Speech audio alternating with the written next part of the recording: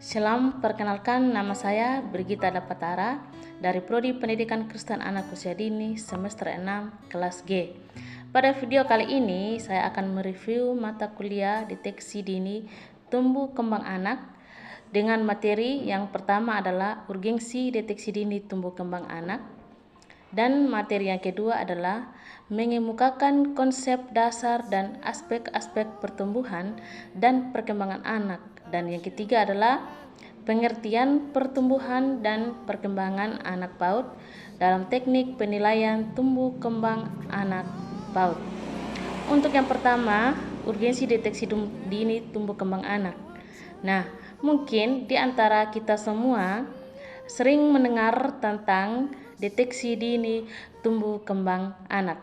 Apa sih urgensi deteksi dini tumbuh kembang anak?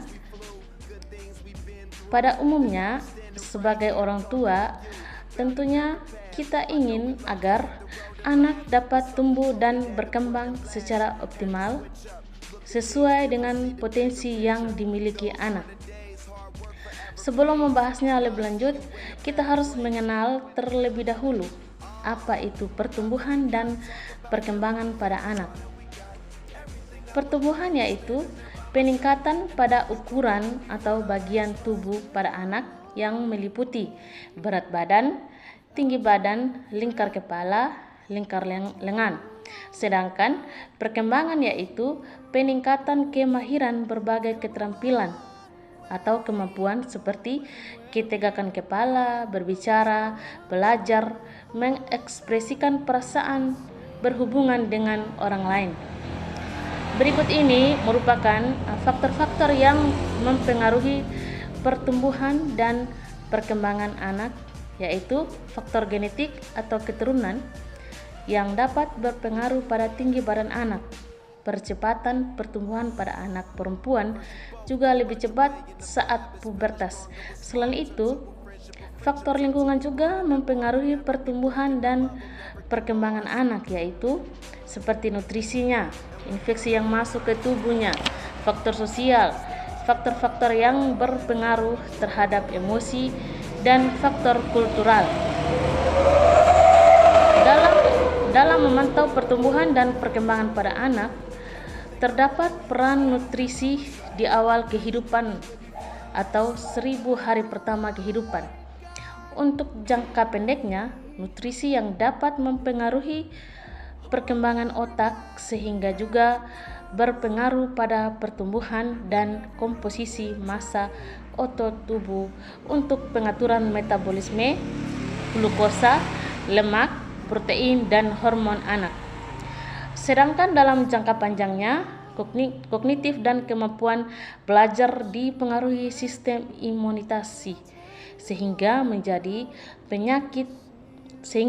penyakit tidak menular seperti obesitas, tekanan darah tinggi, kanker, stroke, dan penuaan. Mengapa nutrisi pada 1000 hari pertama kehidupan sangat penting? Ya, karena dampak yang ditimbulkan apabila terjadi malnutrisi atau nutrisi yang buruk pada periode ini bersifat permanen dan berjangka panjang. Bahkan dapat terjadi stunting.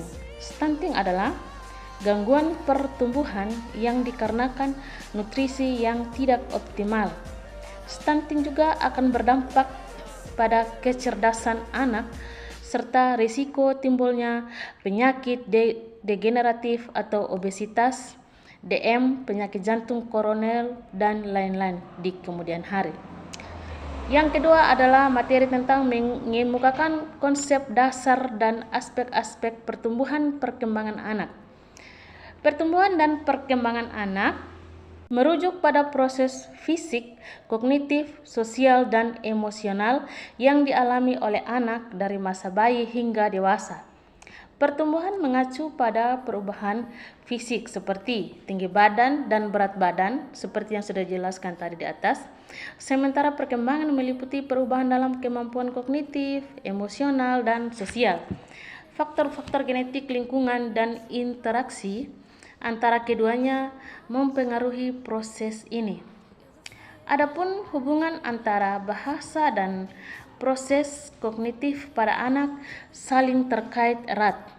Proses kognitif seperti memori, pemecahan masalah, dan pemikiran yang abstrak sangat dipengaruhi oleh perkembangan bahasa. Misalnya, ketika seorang anak belajar bahasa, ia juga belajar untuk mengorganisir informasi, membuat asosiasi, dan menyelesaikan masalah dengan menggunakan kata-katanya sendiri. Sebaliknya, kemampuan kognitif yang berkembang membantu anak memahami dan menggunakan bahasa dengan lebih baik, seperti dalam mempelajari kosakata baru atau memahami struktur kalimat yang sangat kompleks. Penting bagi orang tua dan pendidik untuk memahami pertumbuhan anak untuk mengakomodasi kebutuhan anak secara tepat. Memahami perubahan fisik, emosional, dan kognitif yang terjadi serta membantu anak mencapai potensi maksimalnya secara holistik. Nah, dengan pemahaman ini, orang tua dan pendidik dapat memberikan dukungan yang sesuai dan menciptakan lingkungan yang mendukung perkembangan anak. Adapun aspek-aspek yang perlu diperhatikan dalam memahami pertumbuhan fisik anak, yang pertama adalah aspek nutrisi. Pastikan anak mendapatkan nutrisi yang cukup untuk mendukung pertumbuhan mereka, termasuk protein, karbohidrat, lemak, vitamin, dan mineral. Yang kedua adalah aspek kesehatan. Kita dapat perhatikan kondisi kesehatan anak, termasuk kesehatan fisik, mental, dan pastikan mereka mendapatkan vaksinasi yang diperlukan sejak bayi dan perawatan medis yang sesuai jika kita perlukan. Yang ketiga adalah aspek lingkungan. Nah, aspek lingkungan tempat anak tinggal dan belajar juga sangat mempengaruhi pertumbuhan fisik mereka. Pastikan lingkungan tersebut aman, bersih, dan mendukung pertumbuhan yang sehat. Yang keempat adalah aspek aktivitas fisik. Anak-anak perlu melakukan aktivitas fisik secara teratur untuk mendukung pertumbuhan tulang, otot, dan sistem kardiovaskular mereka. Yang kelima adalah aspek genetik. Faktor genetik ini juga memainkan peran yang sangat penting dalam pertumbuhan fisik anak. Perhatikan pola pertumbuhan keluarga dan faktor genetik lainnya yang dapat mempengaruhi pertumbuhan anak. Yang keenam adalah aspek psikososial. Kesejahteraan emosional dan sosial anak juga dapat mempengaruhi pertumbuhan fisik mereka. Nah, kita pastikan anak merasa itu aman, dicintai, dan didukung secara emosional untuk pertumbuhan yang optimal. Kita dapat memperhatikan semua aspek ini secara holistik akan membantu kita memahami dan mendukung pertumbuhan fisik anak dengan baik. Nah, materi yang ketiga adalah tentang pengertian pertumbuhan dan perkembangan anak PAUD dalam penilaian tumbuh kembang anak PAUD. Pertumbuhan dan perkembangan anak dalam konteks penilaian tumbuh kembang anak PAUD memiliki perbedaan yang penting. Yang pertama adalah pertumbuhan anak merujuk pada perubahan fisik yang terjadi pada tubuh anak, seperti peningkatan tinggi badan, berat badan, dan perkembangan organ-organ tubuhnya. Penilaian pertumbuhan anak biasanya melibatkan pengukuran secara objektif seperti grafik pertumbuhan atau pemeriksaan fisik oleh dokter. Perkembangan anak merujuk pada kemajuan dalam berbagai aspek kognitif, emosional, sosial, dan motorik anak. Ini juga mencakup kemampuan anak untuk berbicara, memahami konsep, berinteraksi dengan orang lain, dan mengendalikan gerakan tubuhnya. Penilaian perkembangan anak biasanya melibatkan observasi langsung oleh pendidik atau orang tua, serta penggunaan alat-alat penilaian seperti skala perkembangan anak, memperhatikan pertumbuhan dan perkembangan anak di PAUD.